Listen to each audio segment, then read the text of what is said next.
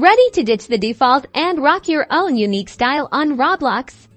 Let's jump into making custom shirts right from your phone. First, you'll need the Roblox shirt template. Search Roblox shirt template on Google Images and save it to your phone's photo gallery. Make sure you select one with good resolution. Next, download a mobile art app. I recommend Ibis Paint X or Metabang Paint. Both are free and user-friendly. Open the template in your chosen app. This will be your canvas. Now comes the fun part, designing. Use the app's tools to color, draw, or even import images onto the template. Remember, each section corresponds to a part of your avatar's torso. Keep it simple for your first shirt. Once you're happy with your design, save it as a PNG file. This ensures a transparent background where needed and maintains image quality.